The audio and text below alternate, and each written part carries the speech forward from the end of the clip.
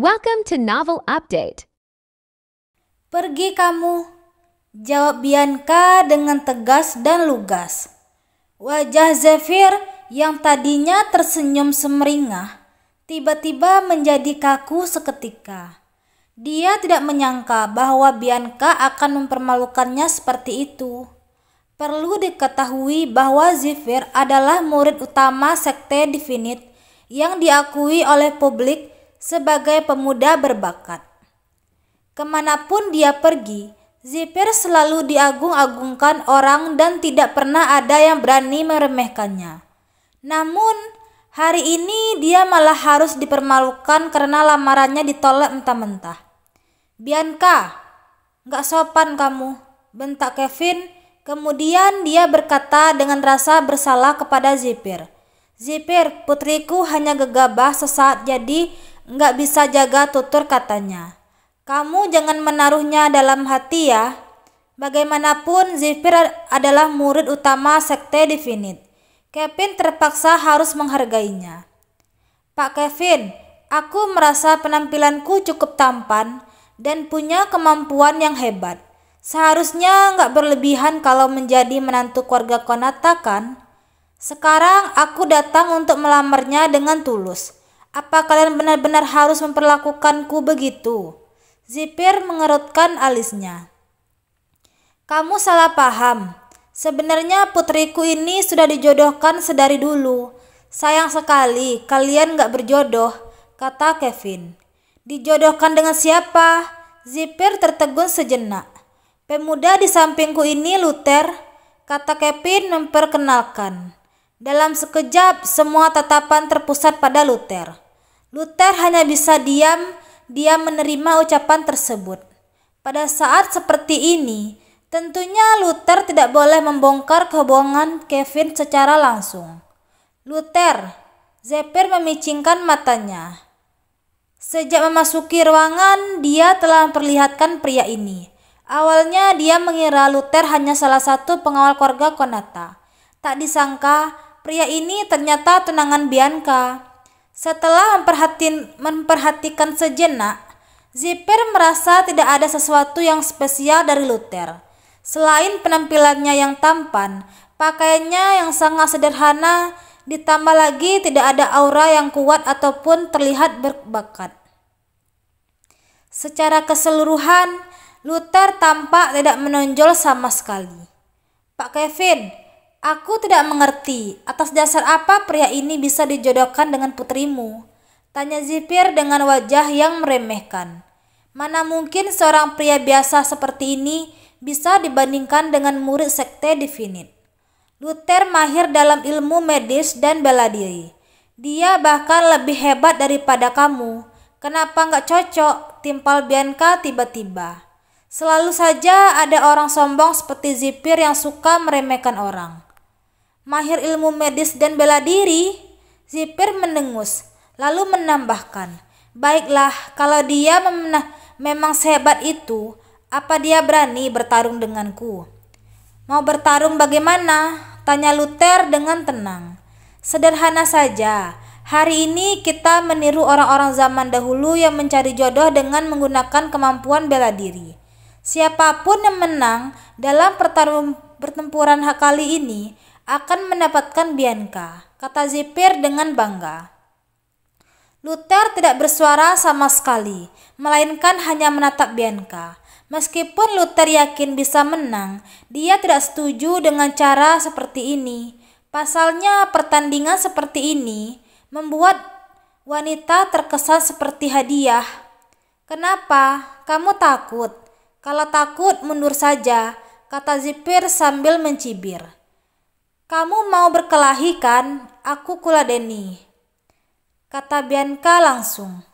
Brooke, pada saat ini Kevin tiba-tiba memukul meja dan membentak. Sembarangan, musuh belum muncul saja kalian sudah ribut sendiri. Ayah orang ini yang...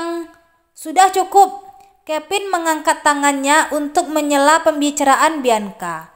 Gak usah dibahas lagi. Masalah pertarungan ini, kalau kalian terlalu banyak tenaga, keluar saja untuk lari beberapa putaran.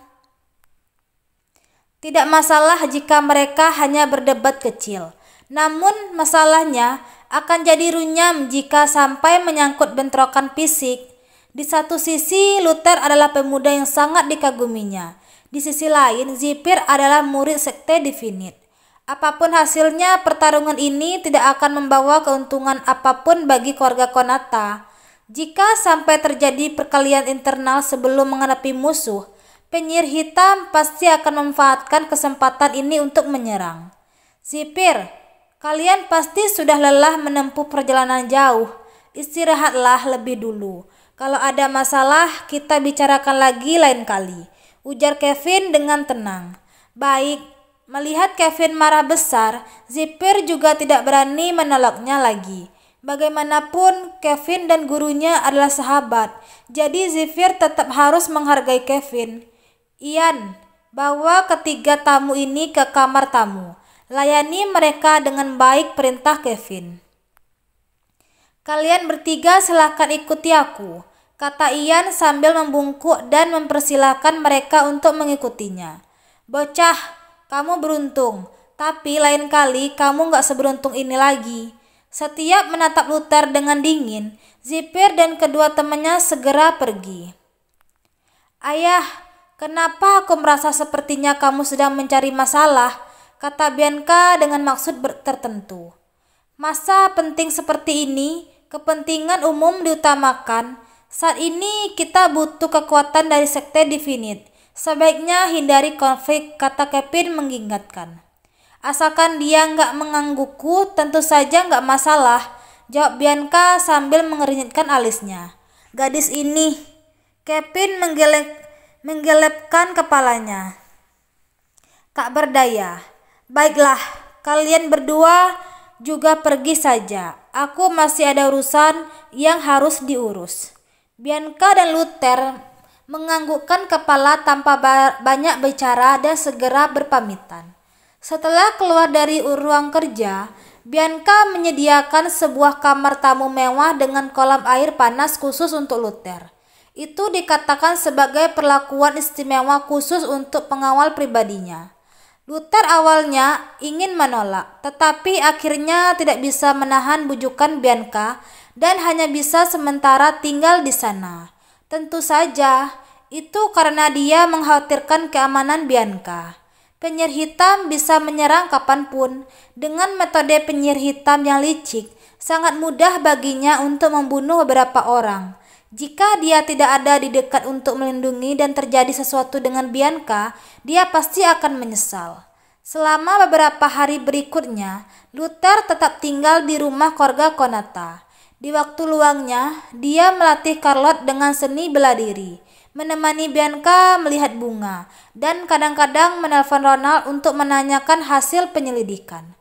Untungnya Ronald sudah mengidentifikasi pembunuh Keenan adalah seorang dokter magang di rumah sakit. Setelah membunuh, dokter magang itu melarikan diri karena takut dihukum. Saat ini faksi Drakon dan faksi Puma sedang berusaha keras mengejar dokter magang itu. Menangkap pembunuh hanya masalah waktu. Begitu orang itu tertangkap, tentu saja semuanya akan menjadi jelas. 3 hari kemudian, pada malam tahun baru, sebuah badai salju yang lebat turun dan segera menutupi seluruh tanah. Lampu di semua rumah menyala dan hiasan-hiasan menyambut tahun baru. Namun situasi di rumah keluarga Konata sangat waspada.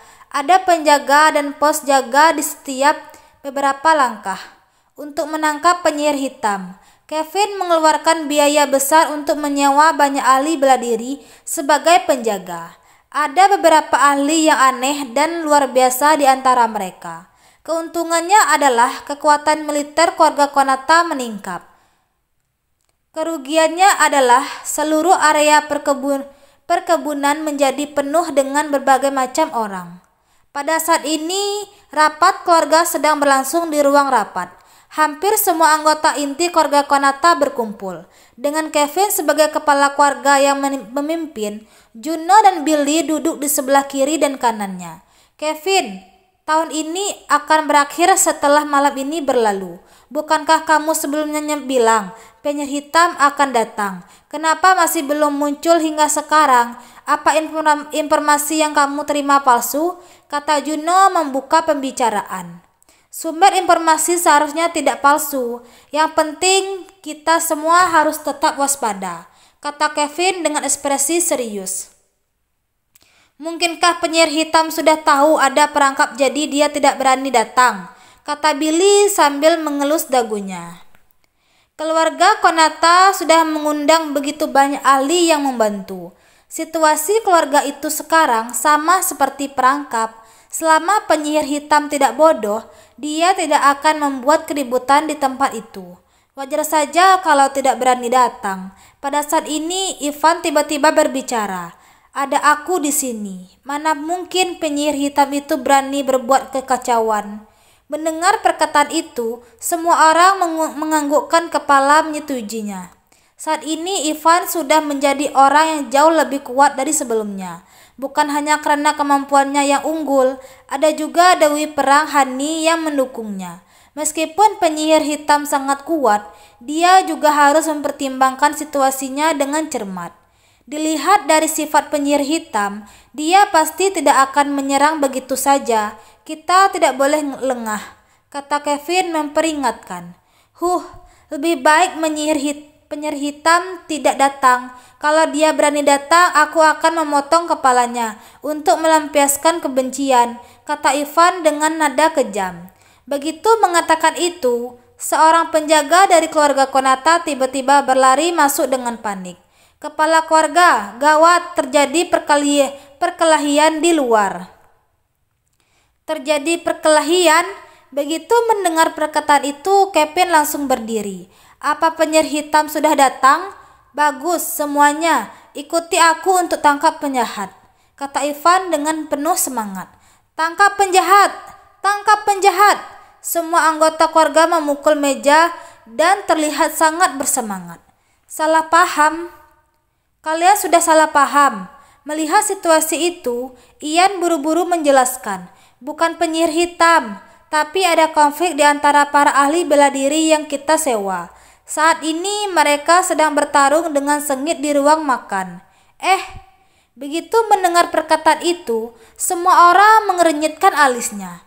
Mereka mengira musuh besar sudah menyerang. Ternyata hanya perselisihan di antara para ahli bela diri yang merasa sewa. Percuma saja mereka sudah begitu bersemangat tadi, seolah-olah berhadapan dengan ancaman besar. Sungguh menyia-nyiakan semangat mereka. Ayo kita pergi lihat. Kevin tidak banyak bicara dan segera memimpin sekelompok orang itu keluar dari ruang rapat.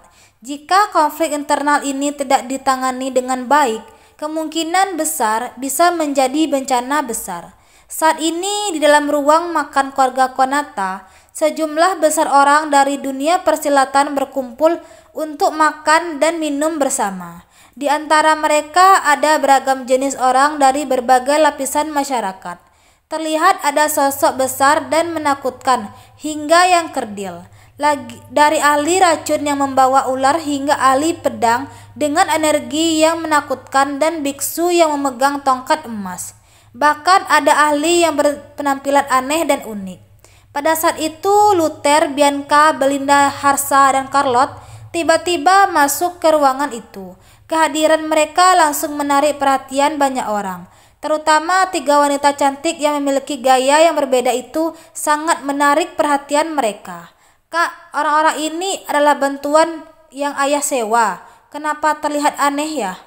Belinda melihat ke sekeliling dengan ekspresi aneh, kecuali beberapa orang yang terlihat normal. Sebagian besar orang di sekitarnya memiliki penampilan yang aneh dan unik. Penyihir hitam ahli dalam ilmu sihir. Kelihatannya akan sulit kalau kita menghadapinya hanya dengan ahli bela diri biasa. Jadi para ahli yang unik ini adalah pilihan terbaik, jelas Bianca. Ternyata begitu, kata Belinda sambil menganggukkan kepala. Aku tidak terlalu suka dengan tatapan orang-orang ini, kata Charlotte dengan nada dingin. Nona Bianca, kita duduk dulu, kata Harsa sambil tersenyum malu-malu.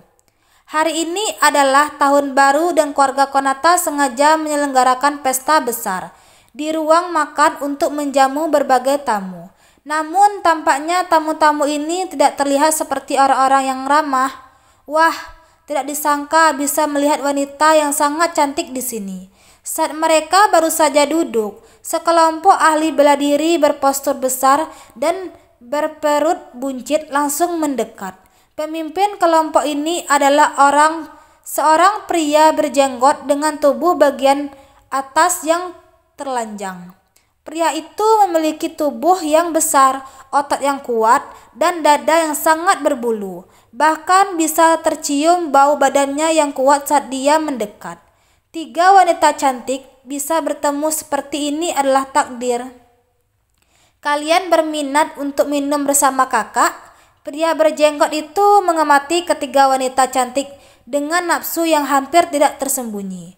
Tidak tertarik, kata Bianca langsung menolak. Wanita cantik di dunia persilatan punya banyak teman selalu lebih baik daripada punya banyak musuh kan? Kata pria berjenggot itu sambil menunjukkan pisau yang tergantung di pinggangnya. Perkataan dan tindakan pria berjenggot itu terlihat mengancam. Tubuhnya terlalu bau. Bahkan menjauh sedikit, jangan ganggu kami makan, kata Bianca dengan nada dingin. Bau ya? Kenapa aku tak menciumnya? Pria berjenggot itu mengangkat kedua tangannya dan mencium ketiaknya sendiri. Dalam sekejap tercium bau badannya yang makin kuat hingga membuat beberapa orang langsung mengernyitkan alisnya. Wanita cantik, kamu tidak mengerti. Bau di tubuh kakakmu ini adalah bau pria sejati. Benar, makin kuat baunya berarti makin kuat tubuhnya. Kamu harusnya menghargainya. Hahaha. Sekelompok pria kuat di belakang pria itu tertawa. Mereka tampak tidak bermoral dan ekspresinya ganas. Nona Bianca, bagaimana kalau kita pergi dulu? Orang-orang ini terlihat tidak ramah, saran Harsa dengan nada suara pelan dan menyusutkan lehernya. Kenapa kamu takut? Ini rumah keluarga Konata. Apa mereka bisa membuat masalah besar di sini? Kata Charlotte sambil melirik Harsa dengan tatapan tajam. Charlotte selalu sangat meremehkan tindakan ayahnya yang pengecut dan takut mencari masalah. Saat bertemu masalah, ayahnya menyusut tidak seperti seorang pria. Selagi aku belum marah, lebih baik kalian pergi jauh-jauh, kata Bianca dengan ekspresi yang dingin. Pria berjenggot itu mengelus dagunya. Wah, jutek juga. Aku suka. Tapi wanita cantik, 2 pria lemah di samping kalian ini mungkin tidak akan bisa melindungi kalian. Saat mengatakan itu, pria itu juga melirik Luther dan Harsa, seorang pemuda tampan dan pria tua yang menurut sama sekali tidak menakutkan. Cukup, aku seorang saja sudah bisa melawan kalian. Charlotte tiba-tiba memukul meja dan berdiri. Setelah dilatih Luther beberapa hari, kemampuannya meningkat pesat dan makin percaya diri. Gadis cantik, tidak apa-apa kalau kamu mau temani kakak main-main. Tapi lebih baik di atas ranjang, kata pria berjenggot itu sambil tersenyum sinis. Charlotte merasa sangat marah. Saat hendak bertindak, dia malah dihentikan oleh Harsa. Charlotte, jangan gegabah, semuanya bisa diselesaikan dengan damai.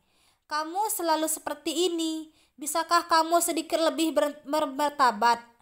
Kata Charlotte sambil mengernyitkan alisnya. Aku hanya berharap kamu tidak terluka, kata Harsa dengan malu-malu. Kamu gak usah peduli denganku, minggir. Charlotte mendorong ayahnya dan tiba-tiba meninju ke arah wajah pria berjenggot itu. Dia ingin memberikan pria berjenggot itu sedikit pelajaran. Bang! Terdengar suara pukulan dan terlihat tinju Charlotte dengan sekuat tenaga itu malah akhirnya ditangkap pria berjenggot itu dan sama sekali tidak melukainya. Ekspresi Charlotte berubah. Dia akhirnya menyadari orang-orang ini bukan orang biasa. Gadis cantik, sepertinya kamu hanya bisa membuatku alergi dengan kekuatanmu yang lemah ini. Aku sarankan lebih baik simpan energimu. kata pria berjenggot itu sambil tersenyum. Begitu mendengar perkataan itu, orang-orang di belakangnya tertawa terbahak-bahak, seolah-olah sekelompok serigala lapar yang menatap beberapa domba kecil. Kalian sekumpulan preman jahat, lepaskan gadis itu. Pada saat ini, tiba-tiba terdengar jeritan marah. Di dalam ruangan makan, ada 3 orang pemuda yang penuh keadilan akhirnya berdiri dan mengancam perilaku pria berjenggot itu. "Wow, ada orang yang berani menjadi pahlawan," kata pria berjenggot itu sambil tersenyum dingin dan mencabut pisau dari pinggangnya. "Kami hanya ingin membantu saat melihat kalian sedang mengganggu beberapa wanita itu. Apa hebatnya itu?" "Kalau berani, ayo kita bertarung," kata salah satu dari ketiga pemuda itu. "Pisauku tidak pernah memotong orang, tak dikenal. Beritahu nama kalian dulu," kata pria berjenggot itu. "Dengar baik-baik, kami adalah trio Kijang Putih," teriak ketiga orang itu dengan penuh semangat. "Trio Kijang Putih? Sampah apa itu? Aku bahkan belum pernah dengar nama itu," kata pria berjenggot itu dengan ekspresi merendahkan. "Berani meremehkan kami? Cari mati." Mendengar perkataan itu, ketiga orang itu langsung merasa sangat marah. Tanpa ragu-ragu, mereka langsung mencabut pisaunya dan bertindak di satu sisi. Mereka ingin menyelamatkan wanita cantik dan sisi lain, mereka ingin terkenal karena kejadian itu. Tidak tahu diri, pria berjenggot itu mendengus, lalu maju sendirian dan bertarung melawan ketiga orang itu.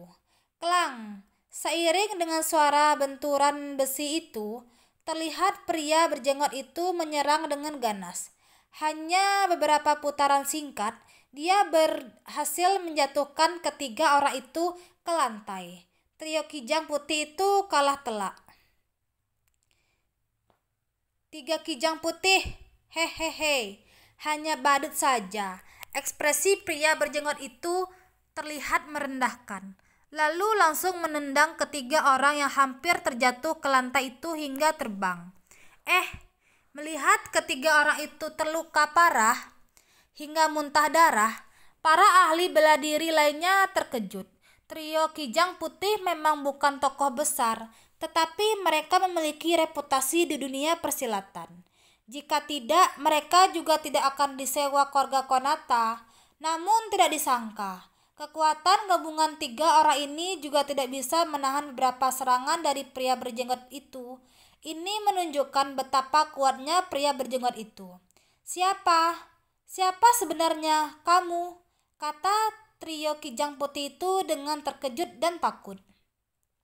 "Dengarkan baik-baik, aku adalah gangster dari Jiberia, Finn," kata pria berjenggot itu dengan bangga. "Gangster dari Jiberia?" Begitu mendengar nama itu, banyak orang yang menunjukkan ekspresi ketakutan, terutama trio Kijang Putih itu yang tampak makin terkejut dan ketakutan. Perlu diketahui, Finn adalah master tingkat sejati yang sangat terkenal di Jiberia. Dia dijuluki orang sebagai gangster karena kemampuannya yang kuat dan tindakannya yang kejam. Dia termasuk dalam kategori penjahat yang membuat orang ketakutan. Trio Kijang Putih berpikir jika mereka tahu siapa lawannya, mereka tidak akan berani pamer. Tidak disangka si gangster film Finn juga datang. Sepertinya kali ini keluarga Konata menyewa banyak master. Si gangster Finn ini sangat kejam, entah baik atau buruk merekrut orang seperti ini ke sini. Pada ahli bela diri itu membahas satu sama lain. Kemampuan Finn memang kuat, tetapi karakternya sangat buruk dan tidak menghormati etika dunia persilatan. Sama sekali tidak keterlaluan jika mendeskripsikannya sebagai sampah. Ketiga wanita cantik, sekarang sepertinya tidak ada yang akan membela kalian lagi. Bagaimana? Mau ikut ke kamar kakak untuk bersenang-senang? Setelah membereskan trio Kijang Putih, Finn mengalihkan pandangannya ke arah Bianca, Belinda, dan Charlotte lagi. Dia berpikir hari ini akhirnya dia akan bersenang-senang. Dasar penjahat, jangan lancang. Pada saat itu, ada 3 orang yang tiba-tiba masuk dari pintu. Satu pria dan dua wanita yang mengenakan pakaian putih dan membawa pedang panjang di punggung mereka. Mereka terlihat berkuasa dan auranya menakutkan. Mereka adalah Zephyr, Azalea, dan Jasmine. Wow, datang dua wanita cantik lagi. Pandangan Finn langsung melewati Zephyr dan mulai melirik ke arah Azalea dan Jasmine secara intens. Kedua wanita itu memiliki wajah yang cantik, tubuh yang anggun, dan kepribadian yang kuat yang mampu membangkitkan hasrat dalam diri seseorang pria. Kak, Anda sudah punya 3 wanita cantik melayani. Bagaimana kalau yang 2 baru masuk ini untuk kita saja? Kata salah satu anggota kelompok Finn sambil tersenyum mesum. Tidak masalah, kita semua adalah saudara. Tentu saja berbagi kebahagiaan bersama. Nanti kalian bisa pilih sendiri. Yang penting semua bersenang-senang, kata Finn dengan penuh semangat. Terima kasih kak, kata sekelompok bawahan Finn dengan semangat. Aku suka yang payudaranya besar itu. Jangan ada yang berebut denganku. Yang itu bokonya bagus, terlihat sangat elastis. Sekelompok anak buah Finn itu saling menunjuk dan memberi komentar. Seolah-olah wanita-wanita di ruangan itu sudah menjadi mainan mereka yang bisa mereka atur sesuka hati. Dasar tak tahu malu. Hari ini aku akan potong lidah kalian. Azalea dan Jasmine langsung menjadi marah dan menarik pedang mereka, lalu menyerang sekelompok Finn. Sebagai murid elit sekte Divinite, mereka tidak pernah mempermalukan seperti ini. Jika mereka tidak memberi pelajaran kepada para penjahat ini, bagaimana mereka bisa menghadapi orang lain lagi kelak? Bagus sekali. Finn tersenyum dan langsung menyambut Azalea dan Jasmine dengan tangan kosong. Lalu langsung terjadi pertempuran di antara ketiganya. Azalea dan Jasmine mahir dalam ilmu pedang dan ahli dalam menyerang bersama-sama. Serangan mereka sangat luar biasa dan terus mengeluarkan tekniknya, membuat orang kebingungan melihatnya. Sementara itu, serangan Finn sangat sederhana. Tanpa ragu-ragu, dia menggunakan kedua tangannya sebagai senjata untuk melawan pedang mereka. Kedua wanita ini sangat terampil dalam seni bela diri pedang, tetapi perbedaan kekuatan mereka terlalu jauh. Finn adalah master tingkat sejati, sedangkan kedua wanita itu hanya tingkat semi sejati. Terkadang selisih kekuatan sedikit saja sudah seperti jurang yang tak terlampaui. Thanks for watching.